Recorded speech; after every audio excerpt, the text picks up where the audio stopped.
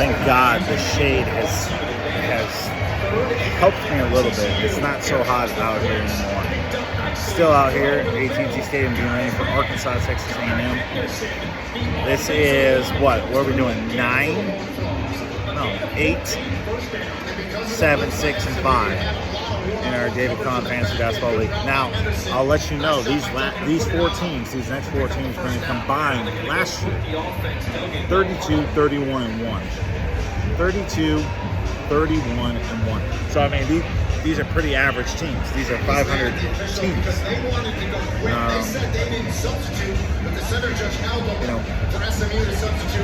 We'll see how these teams perform. I think with all 4 of these teams, they have a certain level of implosion to them. Aside from maybe one of them, the other 3 definitely could implode quickly, and it could get ugly very quickly. So with that, let's start. Number 8, it's going to be Omar. I understand that you got a new job. Living in St. Cloud, Minnesota now. That's great. Fantastic. Good luck to you. Good luck to your fantasy team as well. You traded DeAndre Ayton and one of the top picks for Paul George, thinking you can win now. What was your record last year? You were 8, 7, and 1. So now, not only did you weaken your center position, now you got Zubac backing up Bam. That's great. But on top of Ingram and Edwards, who can play small forward, now you got Paul George. Now Ingram and George have extensive injury history. Omar, are you winning a championship this year? Take a sip if you don't think he is.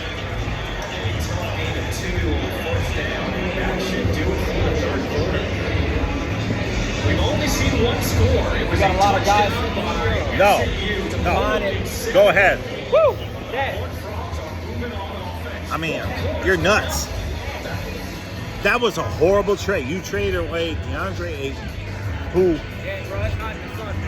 No, you're fine. Don't worry about it. Yeah, I got a few more guys that's gonna come, but at least we're in some kind of shade, you know? I know. I hear you. You traded away DeAndre Ayton for Paul George, a 33-year-old small forward who's almost always nicked up, hurt, injured. It's because you drafted Corey Kispert last year, and you got scared. Omar's team has a big level, a big probability of implosion this year. Bev Van Vliet is still good. He's got some good pieces, but I don't see Omar winning more than maybe 6, 7 games, if that. I got no faith in this guy and how he manages his team. It seems like he's a part-time owner and full-time assistant. Hell, if you are on Udoka's staff, you'd probably be head coach at this point. Because that's kind of the trajectory that your head coaching, experience and ways is headed. You're headed the way of Ime Udoka. So, congrats, bud. I'm glad you sold out for Paul George. Nice. Coming in at number 7, I have to put Guy Emerson. The injuries are already starting. Jaren Jackson was already out. Shai Gilgeous-Alexander now MCL sprain. We canceled week 1. It doesn't matter. You have a high probability of a lot of your guys getting hurt. You don't manage the roster very well. You don't even download the GroupMe app. You get a new phone and you forget to download the app. I just don't have that confidence in you. Devin Booker's great. You got a lot of great pieces.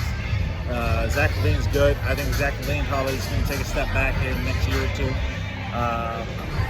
Devin Booker. I mean, Emerson, do you ever see yourself winning a championship? I can't say that you ever will.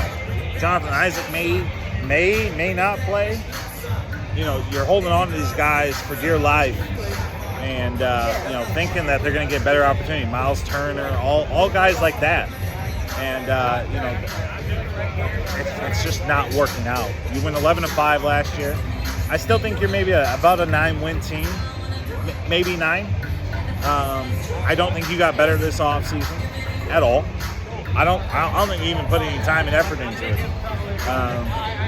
You're so focused on staying where you're at, which is not good enough to win, that you're not willing to improve. And it's not because I'm not trying to bash you, but that's just what it's been. You gathered all these assets, and it's panned out to be nothing. And then you keep waiting for these eggs to hatch, and they're not hatching. So, you should have moved on from Jonathan Isaac 2 years ago when he got hurt. He's a good player. But is he going to put you over the top? I don't know. The best ability in the NBA is availability. And your team has a big problem staying available. So, I still got you down for 8-9 wins. I think you're going to be competing, but you will not win a championship. You're not competing for a championship. You're competing for a playoff spot. And there's a big difference. And number 6, Conrad. Conrad has a lot of implodability to him with all the injury situations that he has and can face. When healthy, his team on paper is very good. Conrad has yet to be anywhere near good. Kellen continues to make the excuse that he's tanking. We'll see now. Zion's healthy. We'll see. Trey's going to take a step back now with a legitimate player in the backcourt. DeJounte Murray next to him. He's going to take a step back a little bit. LaMelo Ball could take a little bit of a step back. Or he could take a little bit of a step forward. I got Conrad pegged at maybe 9 wins. Maybe 9. I don't have much faith. I don't think Zion can stay healthy. I don't. He has never proven that. He has never proven the ability to stay healthy. LaMelo always comes down with an injury. Jarrett Allen always gets a little bit nicked up. Conrad has a lot of really good young players. Burrito Bob, already out. He's out probably until December. At least late November. I mean, that's just what it is. When healthy, Conrad has one of the more productive rosters in the entire league. No doubt about it. But the best ability in the NBA is availability. If you can't be available to play, you will not succeed. As a team, fantasy-wise, real life, anything like that. Conrad has a good team. 8-9 wins. That's what I'm pegging him for. Anything less than that would be depressing. He did acquire Klay Thompson. He did acquire Kevin Durant. If Kevin Durant can stay healthy, that's a big weapon in his arsenal. But Kevin Durant has deteriorated over the last couple of years, and that's just how it has been. Klay Thompson, not a great fantasy player, unless you're only looking for 3 points. That's it. You gave up Brandon Clark and Desmond Bain in the hopes that you win a championship in the next 2 years. That will not happen. Good luck to you. I got you pegged at number 6. Number 5, and this is very surprising because his team could definitely implode any second. Any night, even on a Tuesday, Arencher. It's another guy I got pegged at 8-9 wins. I think Tatum catches a break. Aren catches all the breaks. He's got Tatum now. No Udoka as coach. Tatum's going to do whatever the fuck he wants. That's just how it's been. Tatum will go rogue. He picked up John Collins, traded 3 firsts for him. Stupid trade, but I bet John Collins will just be fantastic. If he can get his lineup of Sabonis, Collins, Tatum, Chris Paul and whoever one of his other shooting guards are, 2-3 nights a week, yeah, he's going to win a lot of games. On paper, this is a 9-win team. It can implode real fast. Chris Paul could get hurt. Moran's going to be in trouble. He's relying on Malcolm Brogdon, who's now going to probably be about a bench player. And, it's great. Yeah, it's great in the meantime. This guy made it to the conference finals last year, got blown out. The schedule was against him. Well, the schedule's going to be against you for a lot of this year, too. Not in the regular season, but, in the postseason probably, because you're going to get injuries. You're going to have injuries again. You're holding on to Nurkic. Your front court is pretty soft when you're going against the big dogs. When you're going against, those top 4 teams, Lou, Kratz, Riley, Kellen, you got to have a star-studded front court, and I don't think you have it. I think you make the playoffs. I also think you can miss the playoffs, 100%. You're lucky to get 9 wins. You're lucky to get 9 wins. You got 7 last year. You probably end up with 8. That's just how it is. Yeah, I don't think you got better in the offseason. I don't think trading all those picks for John Collins was really the smartest idea. I just don't.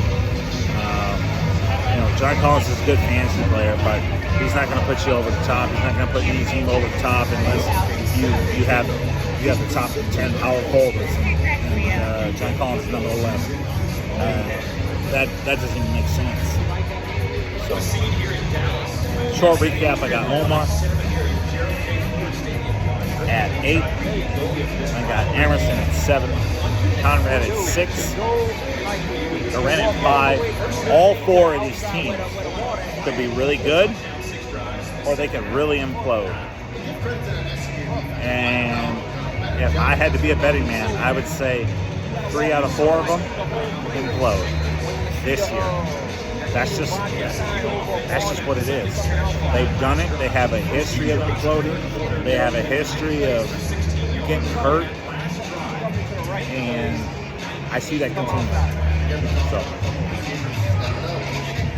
number 12, I got TC. Number 11, I got Jones. Number 10, I got myself, Jared. Number 9, I got Ty. Number 8, I got Omar. 7, I got Emerson. 6, I got Conrad. 5, I have a Ramp. And I can guarantee you, after week 1 or week 2, these 12 through 5 rankings are going to be shuffled quite a bit. And we're going to see some teams jump up and some teams fall. So, all right, I'll try and do a top 4 here soon. Bye.